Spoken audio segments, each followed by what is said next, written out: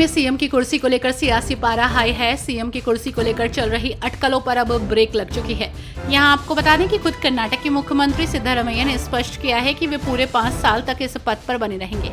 इसके साथ ही उनका कहना है कि कोई भी अफवाह उनकी राह में रोड़ा नहीं बन सकती।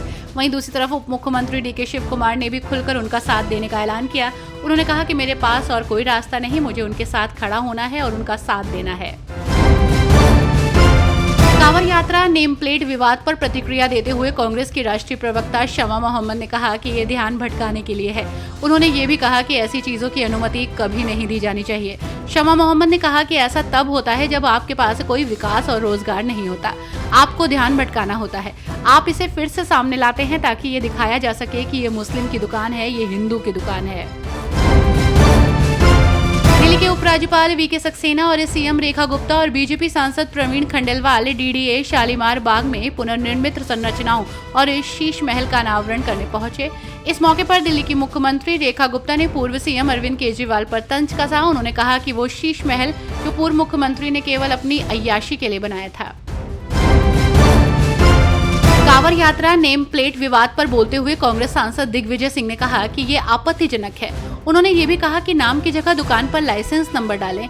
दिग्विजय सिंह ने कहा, ये आपत्तिजनक है। आप दुकानदार को अनुमति देते हैं, लाइसेंस देते हैं, जो व्यापार कर रहा है। नाम की जगह दुकान पर लाइसेंस नंबर डालें। अगर लाइसेंस नंबर नहीं है तो उन पर जुर्माना लगाएं।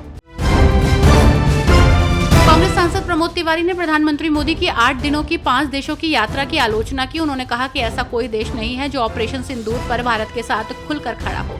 चीन और तुर्की ने हमारे दुश्मन पाकिस्तान की मदद की। आपने अब की बार ट्रंप सरकार का नारा दिया था, लेकिन ट्रंप भी आपके साथ नहीं खड़े हुए और कहा कि उन्होंने युद्ध विराम करवाया। प्रधानमंत्री को भारत के हितों के बारे में सोचना चाहिए और केवल दौरे पर नहीं जाना चाहिए।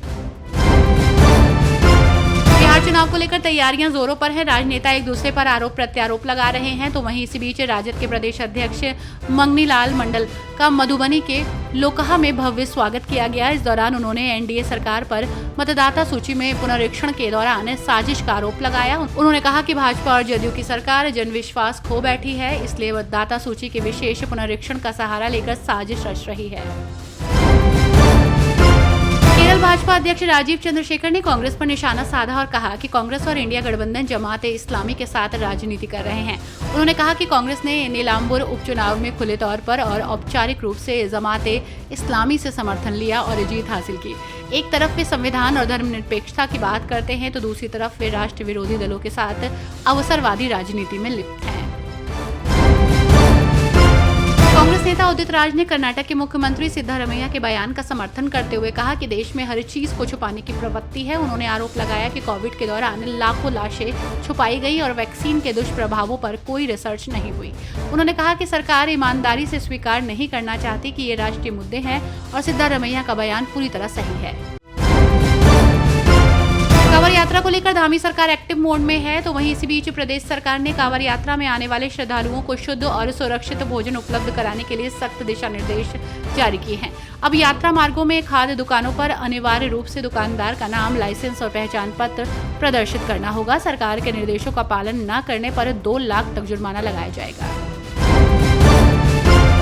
दिल्ली में वाहनों पर प्रतिबंध को लेकर पंकज सिंह और मनजिंदर सिंह सिरसा ने केजरीवाल सरकार को जिम्मेदार ठहराया। उन्होंने कहा कि सरकार ने अदालत में दिल्ली का पक्ष ठीक से नहीं रखा, जिसके चलते अदालत को ये सख्त कदम उठाना पड़ा।